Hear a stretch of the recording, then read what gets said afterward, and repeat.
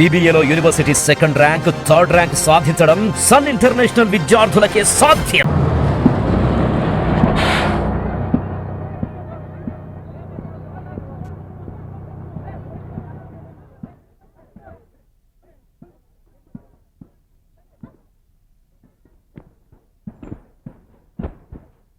ఒకటి రెండు మూడు ఇంకో 2 బ్యాగ్స్ వేయరు. ఓకే ఓకే చెల్లం చేస్తుందిలే.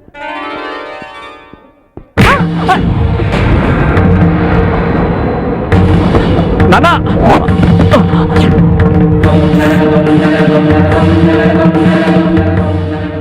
ఎంత పనిచేసావమ్మా, కొంచెం ఉంటే నాన్నగారి ఫోటో పగిలిపోయేది కదా.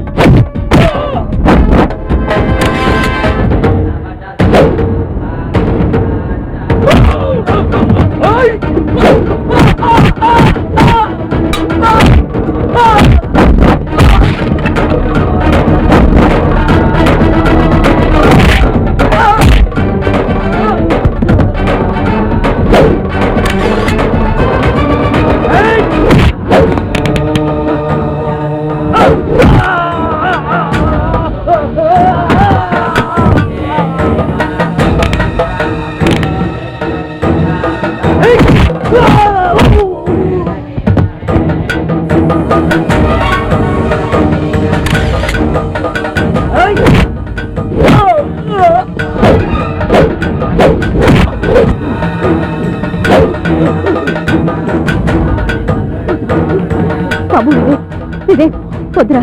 ఏంట్రా ఆవేశం? బాబు వివేక్ వద్దురా. అమ్మా, నాన్నమ్మా, మీ నాన్నగారు పోయి నెల రోజులైంది బాబు.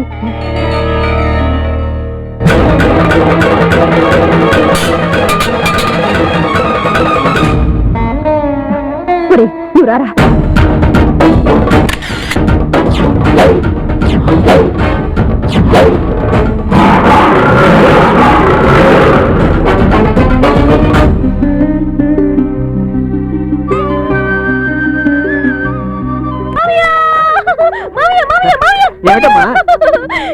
డ్రీమ్ బాయ్, నా కలల రాకుమారుడు నా నందు కనిపించాడు మావయ్య. కాదు మావయ్య, నువ్వు చెప్పినట్లుగానే బస్ స్టాండ్ లో. ఉండమ్మా, కళ్ళు తిరుగుతున్నాయి, కాస్త కన్ఫ్యూజన్ గా కూడా ఉంది. డీటెయిల్డ్ గా చెప్పు. బస్ స్టాండ్ లో బస్ వచ్చి ఆగింది. నందు బస్ నుంచి 24 ఫ్రెండ్స్ లో దిగాడు. 48 ఫ్రెండ్స్ లో పరిగెట్టాడా? పరిగెడుతుంది నందు కాదు మావయ్య, నేను. దేనికి? నేనేమో రన్నింగ్, నా వెనకాల రౌడీలు చేసింగ్. అరే ఆగాగు, బస్ స్టాపింగ్, నువ్వు రన్నింగ్, నీ వెనకాల రౌడీలు చేసింగ్. ఆ తర్వాత ఏమైంది? అయ్యో, నేనలా పరిగెడుతూ సడన్ గా ఇలా నందుని గుద్దేశాను. అమ్మో, ఇంత గట్టిగా గుద్దావా తల్లి? నువ్వు ఇలా చదువు మానేసి బస్ స్టాండ్ లో నందుని గుద్దినట్టు తెలిస్తే మీ నాన్న ఒక్క గుద్దుతో నా లైఫ్ సెటిల్ చేసేస్తాడు. ఏమిటమ్మా అది, ఫిట్సా? No, fight. అమ్మో! చచ్చాను. ఆగాగు. ఇప్పుడు నాకు ఆ రౌడీలు పోయినట్టు పూర్తిగా అర్థమైంది. సుబ్రహ్మణ్యం అమ్మో! అంజలి నా మగుడు వచ్చేసాడు. ఎవరు అంజలి వద్దురా. అంజలి నందు కాదమ్మా. అంజలి బావా డాడీ!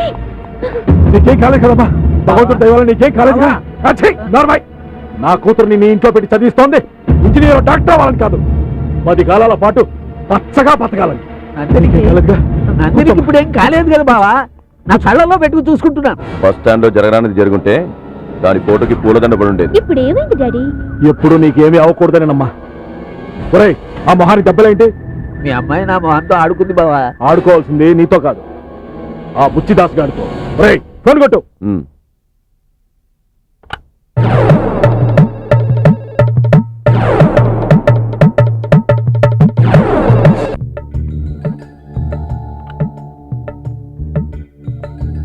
హలో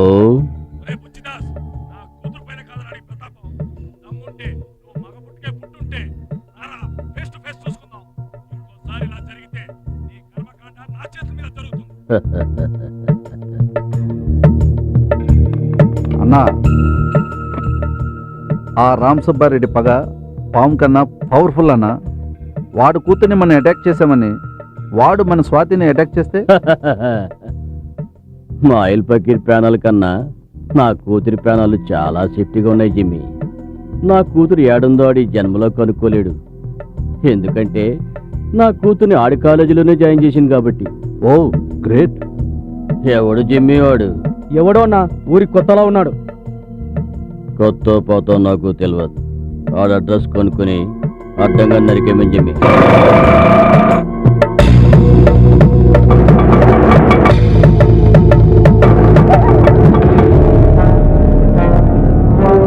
నరుకుతా ముక్కలు ముక్కలుగా నరుకుతా